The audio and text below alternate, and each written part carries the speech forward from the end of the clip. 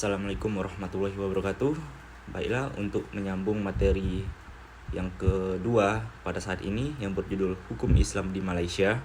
Yang sebelumnya, marilah berterima kasih kembali kepada Allah Subhanahu wa taala serta Nabi Muhammad SAW, dan juga yang kami hormati dan kami segani Bapak dosen pengampu kami, Dr. Henry Kori, SHI, MSI. Langsung saja masuk kepada pembahasan, yakni hukum Islam di Malaysia. Yang pertama-tama, sebelum penjajahan.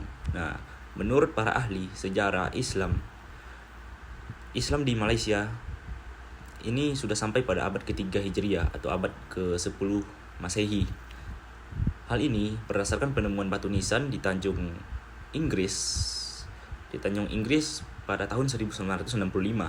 Pada batu nisan ini tercatat nama si mayat dalam bahasa Arab sebagai Syekh Abdul Qadir Ibnu Husain yang meninggal pada 940 Masehi atau ditulis di situ 291 Masehi. Nah, untuk di Sabah dan di Sarawak tidak terdapat bukti yang jelas atau nyata untuk konteks kedatangan Islam di sini karena kurangnya bukti ataupun tidak adanya prasejarah yang ditemukan di sini. Jadi sangat sulit menjelaskan untuk di wilayah ini. Nah, walau bagaimanapun ada pendapat yang mengatakan itu penerimaan Islam di kedua negeri itu terkait rapat dengan kedatangan Islam ke Brunei, yaitu di sekitar abad ke-15 Masehi. Nah, pada masa itu Sabah dan Sarawak adalah di bawah takluk Brunei. Di bawah takluk Brunei. Dan pada abad ke-14 dan ke-15 peran Malaka merupakan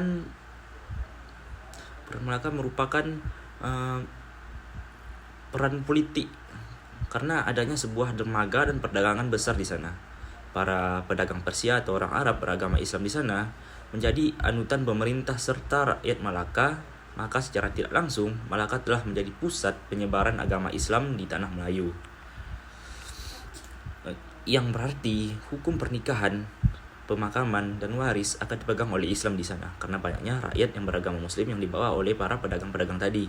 Dan syariat Islam akan memegang kendali hukum manusia di daerah sana karena banyaknya orang Islam yang menjalankan peraturannya. Islam di sana belum 100% hukumnya. Maksudnya belum 100% dijalankan seperti Islam yang ada di Arab atau tempat Islamnya lahir, yaitu Mekah. Islam di sana itu masih bercampur dengan adat istiadat negara Malaysia, tetapi tidak bertentangan dengan ajaran Islam, yang berarti masih membawa kebaikan. Nah, masuk lagi pada zaman penjajahan. Pada masa penjajahan tercatat penjajah Malaysia itu merupakan jajahan dari Portugis dan Inggris, tetapi dalam skala besarnya itu yang bertanggung jawab dari segi kerakyatan, hukum, serta kinerja hukum Islam pada saat itu sampai Inggris injak kaki dari Malaysia itu mempunyai tugas Inggris karena Portugis di sana tak mengusik adat istiadat ataupun agama yang telah berkembang di Malaysia. Jadi Portugis itu hanya fokus kepada apa yang mereka inginkan seperti penjajahan ataupun ingin meningkatkan ekonomi mereka seperti perdagangan ataupun eksistensi negara mereka untuk kepentingan mereka sendiri. Jadi ideologis mereka tidaklah mereka bawa ke sana.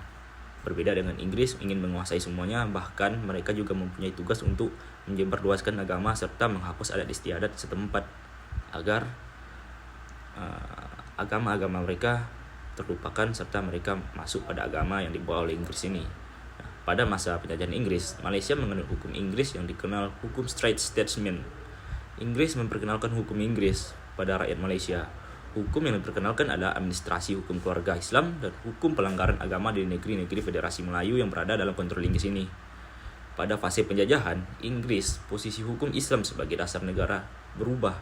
Administrasi hukum Islam dipatasi pada hukum keluarga dan beberapa masalah tentang pelanggaran agama.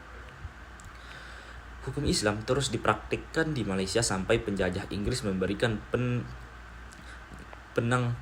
Penang Piagam Keadilan Kerajaan yang pertama pada tahun 1807. Nah, setelah 21 tahun, Kapten Prancis yang bernama Laik menduduki pulau itu pada tahun 1786. Nah, piagam ini membawa hukum Inggris ke pulau itu, yaitu Pulau Penang. Piagam Keadilan Kerajaan kedua diberikan pada tahun 1826 untuk memperluas kekuasaan pengadilan kehakiman Pulau Prince of Wales ke Singapura dan Melaka. Piagam ketiga diberikan pada tahun 1855 untuk mengatur kembali pengadilan yang telah didirikan pada waktu itu.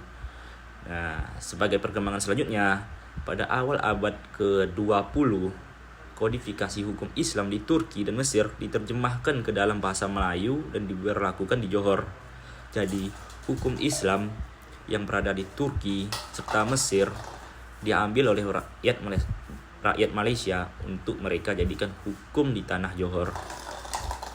Yang pertama sekali mereka lakukan itu menerjemahkan agar rakyat-rakyatnya juga mengerti di situ. Hukumnya merupakan Majalah Al-Ahkam yang diterjemahkan sebagai Majalah Ahkam Johor pada tahun 1331 Hijriah, dan Qanun Qadri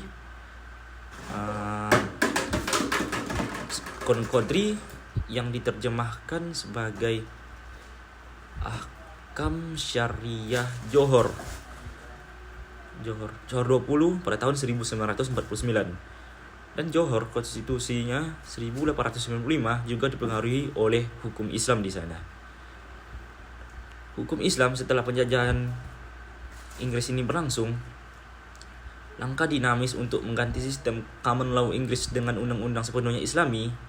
Kolonialisme Inggris, persepsi masyarakat Malaysia saat ini masih menganggap masyarakat Islam kalah dengan hukum umum Inggris karena hukum umum bahasa Inggris ini berlaku untuk warga negara Muslim dan non-Muslim, sementara hukum Islam saja terbatas pada umat Islam saja.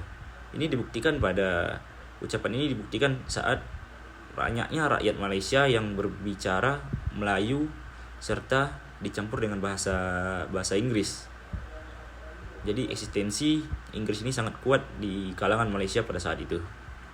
Nah, pada tahun 1970 kebangkitan Islam di Malaysia semakin terlihat dari perpaduan agama, ekonomi, dan kebudayaan saling seimbang.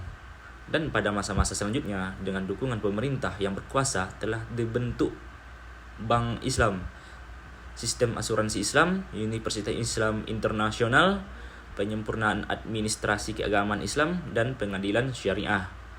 Ini diberlakukan aturan undang-undang yang mencerminkan nilai dan ajaran Islam. Upaya untuk penerapan hukum Islam di Malaysia dalam segala bidang merupakan fenomena kultur karena hukum Islam berkembang bersama dengan masuknya Islam ke negara ini. Sampai pada saat ini, alasan dapat diterima dengan mudah di Malaysia meskipun di wilayah ini terdapat berbagai suku dan agama. Pluralisme hukum yang berlaku di Malaysia disebabkan banyaknya macam agama yang oleh penguasa tetap menghargainya. Banyaknya agama di sini seperti Hindu, Buddha, karena Cina, Filipina, serta negara-negara bagian seberang dari India juga masuk ke negara Malaysia ini. Jadi hanya itu saja yang dapat saya sampaikan untuk hukum Islam di Malaysia. Saya tahu masih banyak kekurangannya, mohon maaf. Assalamualaikum warahmatullahi wabarakatuh.